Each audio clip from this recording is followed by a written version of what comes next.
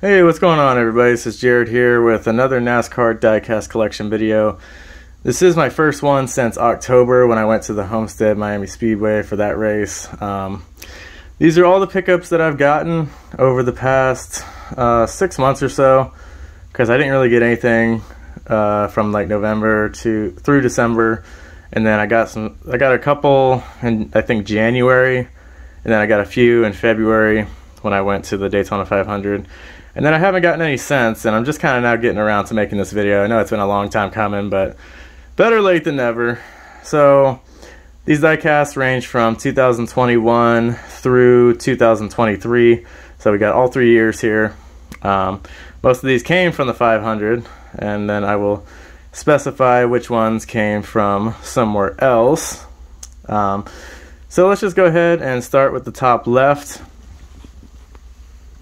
We have Austin Dillon's, Bass Pro Shops, NASCAR Salutes, Chevy from 2021. I always thought this was a really solid paint scheme. If you know anything about me and my NASCAR diecast collecting, nowadays it's mainly just, cars that I think, look cool, paint schemes that I really like for the most part. I think it's pretty simplistic. I just always thought this one stood out to me, with like the orangish red and also the blue on the side. I think it's really cool how it has the soldier that they were commemorating up on the windshield. So they've been commemorating fallen soldiers on the Coca-Cola 600 weekend.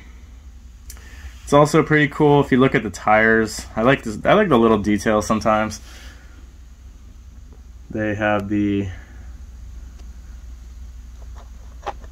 special stickers on the tires, saluting the troops also.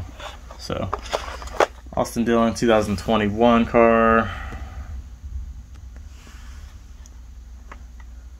I got this one at the 500. I was a little surprised that they had this in his merchandise hauler, considering it was a couple of years old.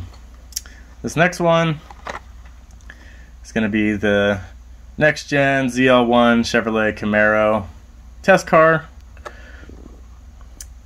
Now, I got this one at Cracker Barrel in Jacksonville, and this one and another one I only got because I really wanted a souvenir when I went up to Jacksonville, because I was visiting my mom who's on a trip, and I remember going to Cracker Barrel like when I was younger, and they used to have diecast in the store, and I didn't think they would still have that, but they did. They had this one and then another one. I ended up picking up both of them.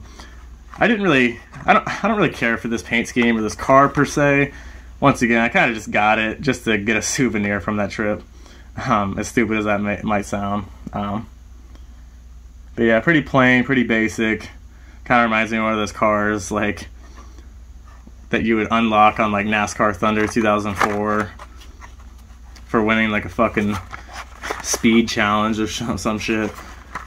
Something that is interesting though is it says race version on top, and it's not a race version. It's just a generic, test car, whatever you want to call it. This is a NASCAR Authentics car, so it's like the same brand that you would get from Walmart, but it is in like a different packaging. It's always weird how they like sold these NASCAR Authentics cars in this type of packaging at smaller stores like this. But like I said, just surprised that they even still sell NASCAR diecast at Cracker Barrel, to be honest. And then those are the numbers of like the other cars in this particular wave. So we'll go ahead and move on. That's a 2022 car. This next one is going to be Dale Earnhardt Jr.'s Sundrop late model Chevy from 2022. Another one I got at the 500. This is actually like a throwback paint scheme to like back in the day when he used to run late models and whatnot, and it's really cool because it's Sundrop and it's the exact same paint scheme, exact same sponsor. If you look at some of the little details, something I noticed, which I thought was interesting, if you look at the tires, they're not Goodyear tires, but they're actually Hoosier tires. And those decals look very old, which is interesting. Plus, like, the car, you know, like I said, it's a late model, so it's different. Like, it just definitely looks different. It's built different. I like the paint scheme, though. I think it's really cool how he did this. This was run at North Wilkesboro, I believe, on one of the first races back.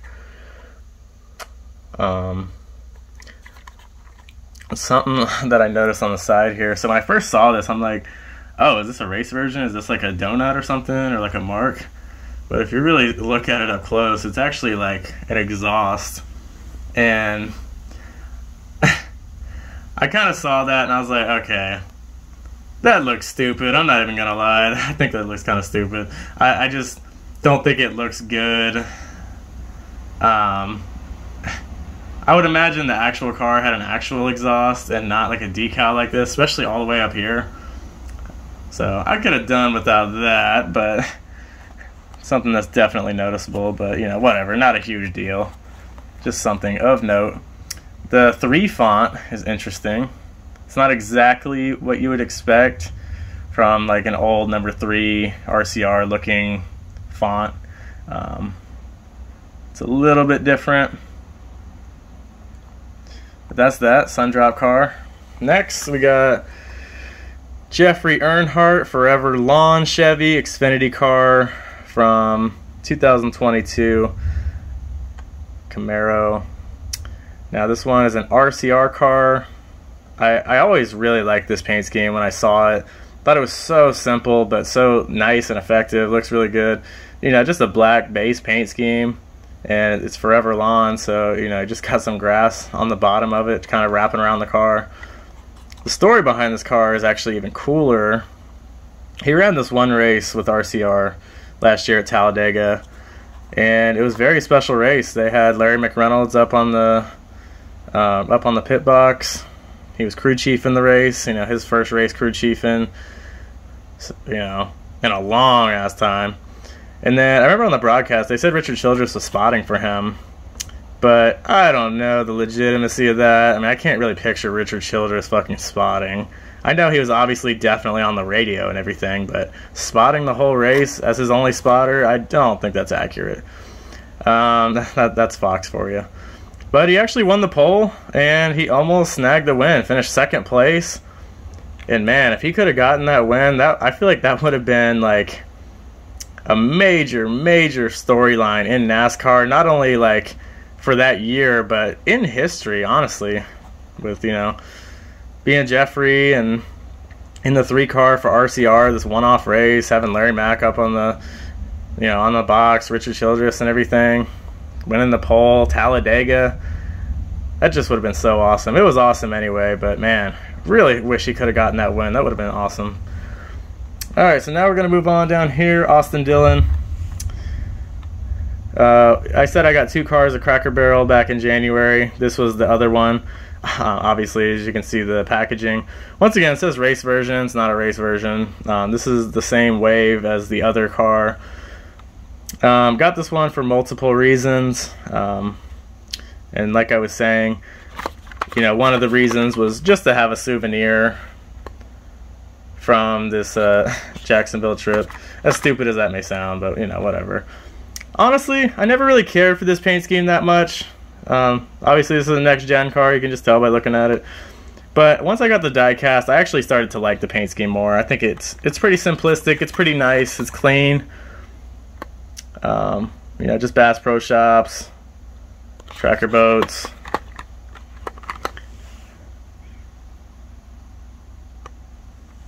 Something else about this packaging, which I think is strange, is just how it has like that little gap there, so you can kind of like move the car around a little bit. Not ideal, but not a big deal either. Alright, now we're going to move up. So those were the only cars from Cracker Barrel. The rest are from the 500. So we have Martin Truex Jr., 2022, Interstate Batteries Toyota. Now, as you could probably tell, I got a lot of green cars, not on purpose, but just, you know, out of coincidence. But yeah, I definitely, once again, just like this paint scheme. If I remember correctly, this paint scheme was derived from COVID. If I remember correctly, I think there was a fan who actually like designed this paint scheme, and then Kyle Busch ran it. I want to say like in the iRacing League or some shit, and then he actually ended up racing it legitimately on the track. And I just think this paint scheme is just really, really good. The best Interstate Batteries paint scheme in years. Like, they used to run this like zebra paint scheme, and I don't know what you think about it, but I never liked it. I always thought it looked trash. But when they brought this one out, I was definitely satisfied, and I was glad that they actually raced it on the track. And it wasn't just Kyle Busch. As you can see, Martin Truex ended up doing it too. Only little thing that I would change about it, I don't really care for the red number on top. I would like to have the white number if it were me. But just, you know, just a really killer looking paint scheme. Just green all around, like, you know, you got the electricity bolts just wrapping all around it. Just badass paint scheme. Yeah, I think nowadays it's rare to find good paint schemes, in my opinion. If you compare to like back in the day, there were so many badass paint schemes back in the day, but nowadays so many paint schemes are just trash. But, you know, this is one of the actual good ones. So Martin Truex Jr., Interstate Batteries Toyota from 2022, next gen. Next up, once again, another green car. We have Ty Gibbs Xfinity, another Interstate Batteries Toyota. Now, as you can see, this one's different. If you actually compare the greens, they're a little different too. This one's a throwback to Bobby Labonte back in the 2000s. I specifically remember this paint scheme from 2004. I mean, I even have this, you know, actual diecast from 2004 of Bobby Labonte. You know, when I used to play with my diecast when I was younger, this was definitely one that I would play with, the Bobby Labonte one. So yeah, this is a throwback to Bobby Labonte. Ty Gibbs ran it in Xfinity last year. And yeah, once again, just awesome paint scheme. One of those, you know, great paint schemes from back in the day. And just never gets old. Even looks good on like the newer looking cars and everything. He had, you know, Bobby had multiple great Interstate Batteries paint schemes, and this one was no exception. Cool little detail here, which I like when they, you know, add little details. I like how if you look really closely, you can see like the 3 winner stickers next to his name, signifying, you know, 3 wins up to that point in the season. Always cool. But yeah, nothing else to really say about this one other than, you know, once again, just like the paint scheme. This is my first ever Ty Gibbs diecast too, and he ended up winning the championship. Which also reminds me, he mainly ran the Monster Energy car during this particular season, but there's always been well, not always, but there's been disputes with Monster Energy and like diecast and merchandise and shit like that. So they don't really make Monster Energy diecast anymore. Hopefully they will again one day, but it's been a few years. I remember like the Kurt Busch 1 car was like the last Monster car that they made. So when he won the championship and they made like the commemorative diecast and everything, they just went with Interstate Batteries, even though that wasn't his like primary throughout the season. But anyway, Ty Gibbs, another Interstate Batteries car. Down to the last 2 here. Now this is a 2023. It's gonna be my first part of my 2023 collection. This one is the NASCAR 75th anniversary. I believe this is Chevy. Yeah, Camaro's the L1. I wonder why they always go with Chevy automatically on these, like, you know, promo, you know, generic kind of cars, whatever you want to call them. Anyway, I got this one just to commemorate the 75th anniversary of the season, or excuse me, of NASCAR. Do I particularly care for the paint scheme? Do I particularly care for the diecast? No. Once again, it's not really about that. It's more about just the novelty of it. You know, it's kind of cool. You know, if you look back on, you know, say, I don't know, 25 years, 50 years from now, it'll be cool to look back on this car and be like, man, that's, you know, it's cool to have that. And once again, got this one at the Daytona 500 back in February. And yeah, it's got like the chrome and on the wheels and everything. It also says, like, in the quarter panel, if you really look up close, it says like from the beach 1948 to the track 2023. So yeah, just a novelty diecast, 75th anniversary. It's got the logos all over it and everything. So thought that was something I wanted to pick up. Alright, last but not least, another 2023 diecast. This is the promo car for the 2023 Daytona 500, the 65th anniversary. I don't think this is a bad paint scheme. It's alright. Once again, you know, I don't really care about the paint scheme when it comes to program cars. Like, you know, that's kind of a bonus. I would get it if it was fucking covered in dog shit. Well, not like physically, but like if that was the paint scheme. Just to have, you know, the novelty and just the souvenir from the race, you know. But yeah, not a bad paint scheme. It's kind of got like the blue and white colors, and it's got the logo on the hood and everything. Got the silver on the numbers. I like how it commemorates like the 65th anniversary and everything like that. One little thing that I thought, you know, kind of looks like shit, but once again, not a big deal on any of this shit. But if you look at the tires, they didn't really bother to do anything with those. They didn't put any Goodyear logos or anything on them.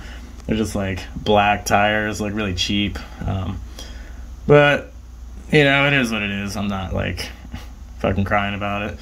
Something that I was glad they also did on this, if you look on the quarter panel, you can see the NASCAR 75th anniversary logo. Glad they included that, as they should.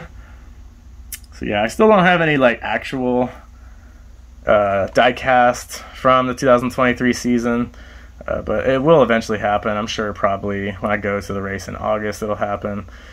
But yeah, just the 2023 Daytona 500 car, first ever 500 me and my mom went to.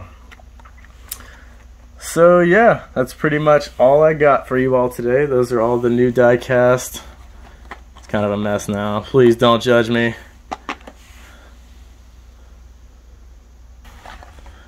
Good to be back making a diecast video. Hope you all enjoyed.